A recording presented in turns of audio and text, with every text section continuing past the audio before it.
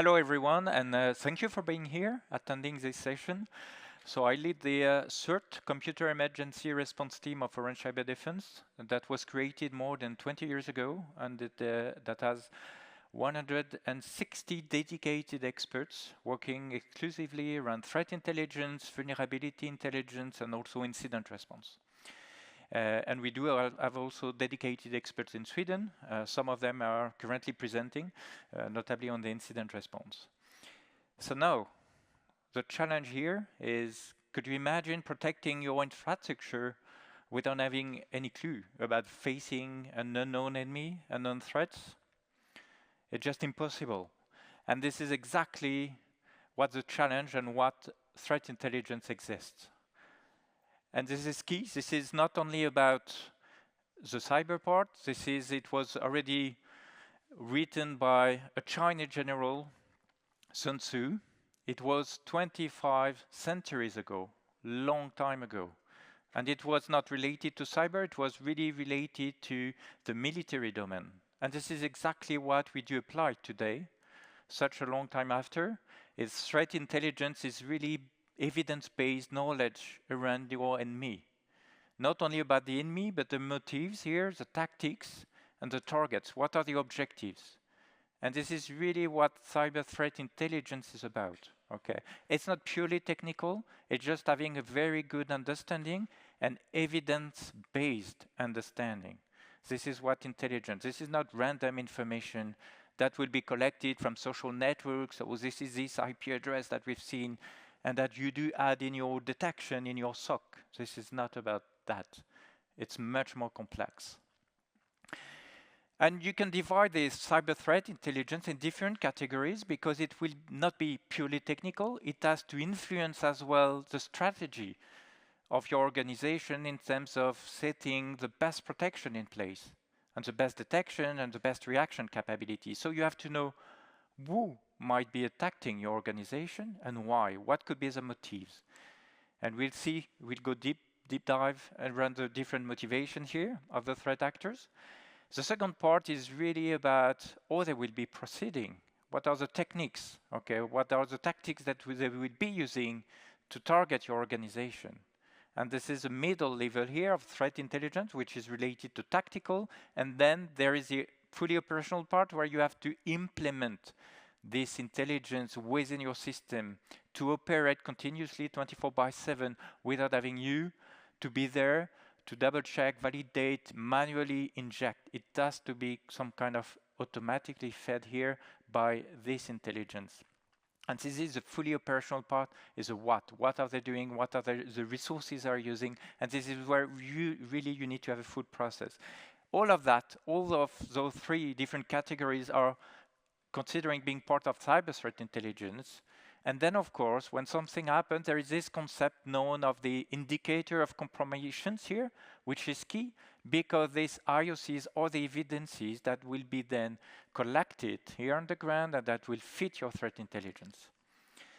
So this is what we call, more generally, when you collect those IOCs, you collect those different feeds and you project them in your organization, protection, detection, response capabilities. This is the cyber threat intelligence lifecycle. Everything starts by collecting large amounts of data.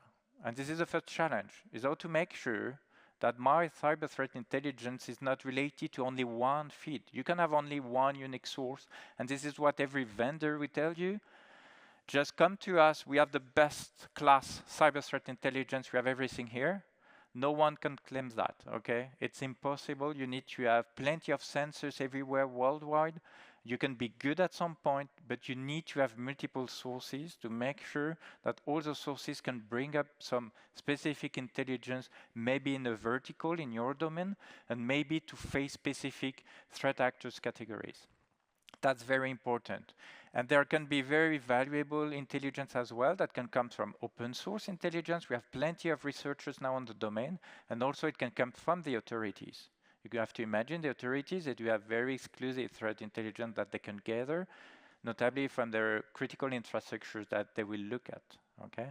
So that's very important. Take everything, And you probably already have a lot of valuable threat intelligence in your system at the moment, but you are not using them right now. Okay, all the alerts that are popping, maybe they can be correlated to new threat actor, new attempts, and this is everything is worth something. Okay. The second point is when you are collecting this very huge amount of data, and just to tell you when it's huge, at the Cert of Orange Cyberdefense, we are almost collecting 1 million of new data, single piece of information, every day.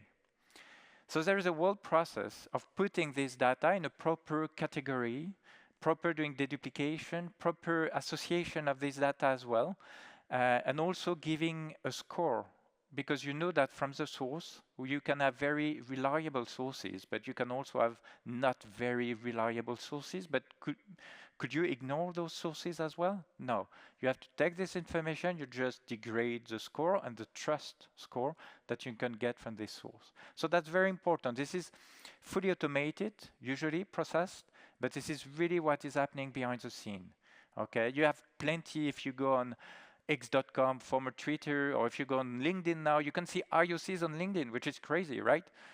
But might be some very interesting piece of evidence that was to be translated into proper intelligence. So you have to process all of those data, right? And this is what you do. You do this, you put this all together, and then there is a correlation part, the proper analysis.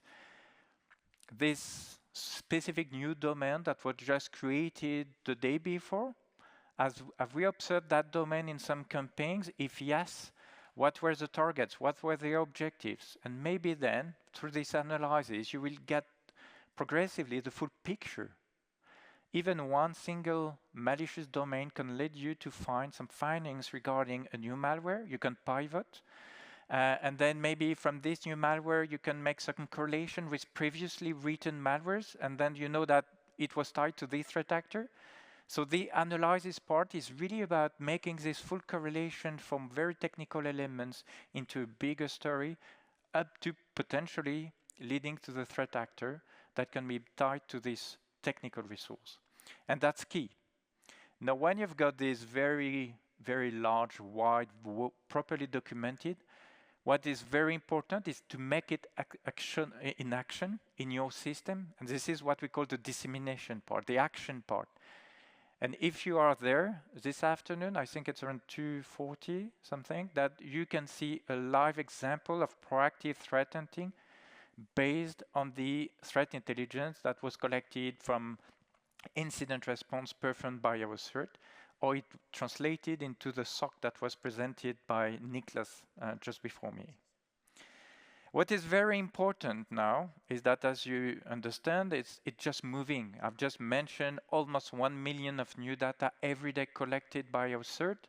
What it means is that there are plenty of new resources, plenty of new indicators, plenty even new actors that are just popping. Okay, we have documented, I think, around almost 2,000 of various threat actors in our database at the moment. We have 3 large categories. I will go very fast on it. You know them. Of course, it was presented as an introduction by Peter Lasson here, our CTO. And you have 3 large groups, 3 large families here of motivations. Okay, 3 threat actors profiles. Why we are splitting them is because their targets, their objectives might be slightly different. So you will have to adapt the level of energy that you will put to fade them. Usually we say that your concern at the moment, if you have to protect your organization, is mainly in the middle, right? Because in the middle, this is where you see 70%, 80% of all the cyber attacks now popping up, right? And those are the ones that really can damage your reputation, the reputation of your organization in terms of protecting your employee data or your customer data. This is a cybercrime. But we have to mention, and because it's also pop up in the news, that the activists are still there, and that sometimes it gets a bit blurry. Activism translating to cybercrime because they need some money as well. And sometimes you get the states leveraging the capabilities of some ransomware groups because it's very convenient to maybe hide some of their operations behind some ransomware group operations. So it's getting a bit more blurry, and that's very important. This is really what happened in terms of shifts. So I will quickly go on this activism, right? What's happening here in the current threat landscape? There is nothing really new. All the operations of these activists are always related to basically any changes that can happen in a country, any special event here. I just pick some of the examples here happening in 2023, 2024, but more recently, there was some surge. There was one special operations against Norway because there was new election at the parliament in Norway. Hop, suddenly you get plenty of activists that just jump here because they will leverage any opportunity first to make them a proper name on the scene. This is what they all look at it. If you look at them, they just have a fancy logo here. Okay, they just brand. They really work on the brand, right? And they just want the local news to talk about them. So they will hit any very, very important in terms of image, okay, target, because this is what they look. Even if they just hit a very small website, for example, of the Norwegian parliament, they will make a lot of noise in the news by saying that they have successfully attacked the Norwegian parliament, which is completely wrong, right? It was just a very small website somewhere. No one had any clue that it was still existing, but it was slightly tied to the Norwegian parliament, so they will make a lot of noise here. This is what they look at, right? So it's always tied to very geopolitical interest here of influence, and they use that any event so they could bring here and build a proper reputation. The actual effects are very small, and that's very important to keep that in mind. What's the real impact? Probably just a few minutes of an availability of some website until it's being protected by Cloudflare, Akamai here, that is being there. But it exists and it has to be mentioned, right? And this is just what I was telling you. And now what is interesting is that there is a big trend of putting all this activism in a fully automated way, and AI is really helping them. And what is interesting is that some of this activism are now becoming, and that was the case of FunkSec, they started as activists and now that they are ransomware. And this is where it goes to cybercrime. Why cybercrime? Because any threat actors, they just need some funding, right? When it's one individual, two individuals, it's fine. They don't need a lot of money to run their operations, right? But when they want to get bigger on the scene, they need to have more money, more cash, like any proper organization here, privately owned. We need some cash, right? And this is what they will be doing. And this is here just an illustration of the surge. Cybercrime, ransomware, double extortion is still very high. Okay, and in the news here in Sweden, it was still there over the past weeks regarding the impact on the municipalities, right? It's high. And this is what we observed here at Orange Cyberdefense. For the Nordics, there was a surge from 2023 to 2024 by 30%, and it is continuing. Why? Because it's still it brings a lot of money for those threat actors.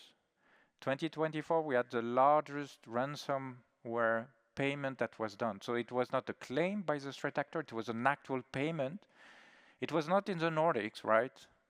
It was in the US where there are plenty of money, plenty of cash, and it was done here by one of the very largest drug retailer here called Cencora, and they paid out 75 million US dollars here for the ransomware payment. So they get a lot of money.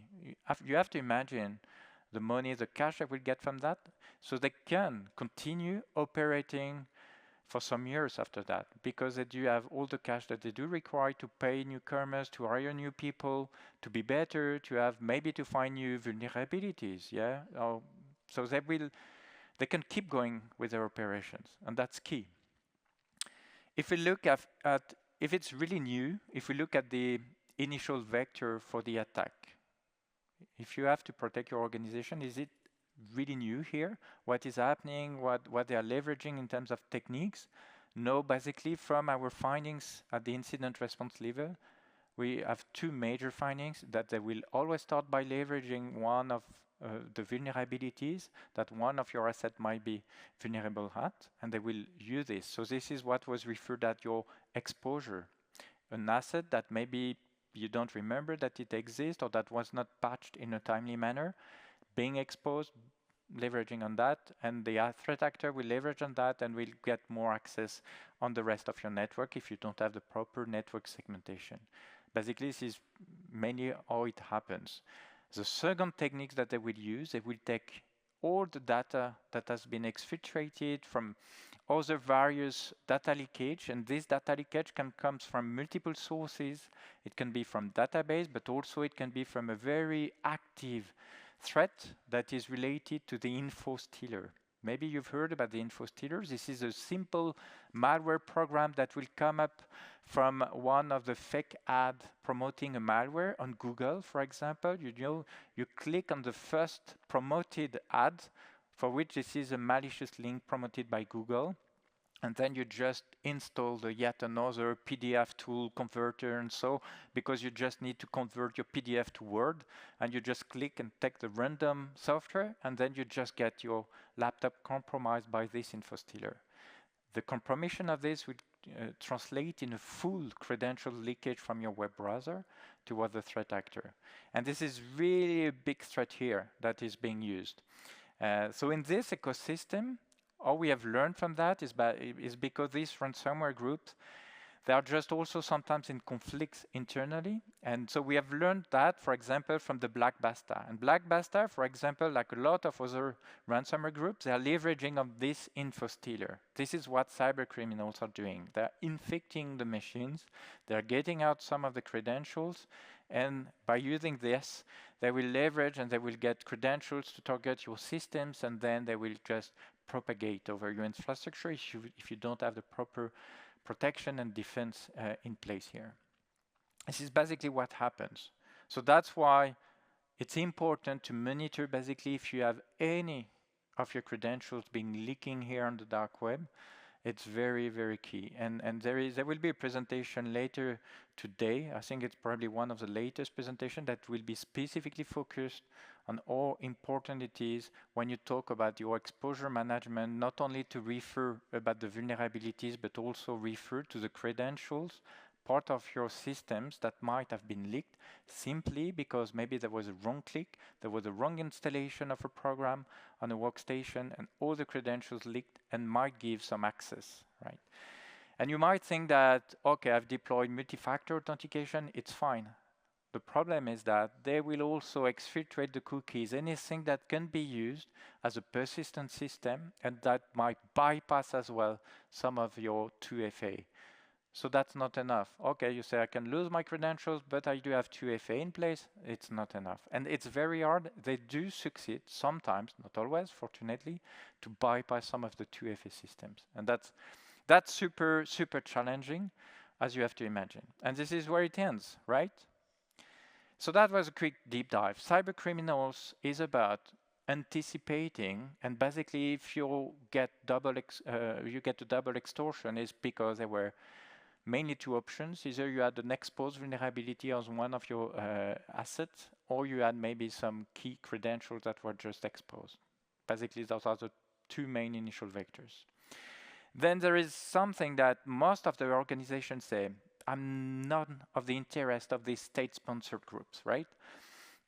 And this is interesting because you will see how much it can be tied as well to some very traditional techniques that they can use. Of course, they can leverage on very unknown vulnerabilities, and I will quickly deep dive. But basically, they can use a lot of various techniques. Sometimes it can be very basic techniques, but they will use, if they want, they will succeed. So what changed here is that when you talk about the cyber criminals, their objective is to go faster on a very lucrative success. So they will take what is very simple, they will find and define the geography, they will define some targets, but the targets will be mainly by scanning broadly and see if there is any vulnerability remaining in some systems, and so. That's very important. For the state-sponsored, they will have different objectives. They select the targets, and after they use all the techniques that they do have. And this is where it differs. Why? Because their objectives are slightly different. Russia is completely tied in the techniques to the, not a surprise, global expansion that they want, okay? In Europe, we are pretty well. We know this. It's like a very high threat. We know that their targets are really tied to the willingness of some expansions.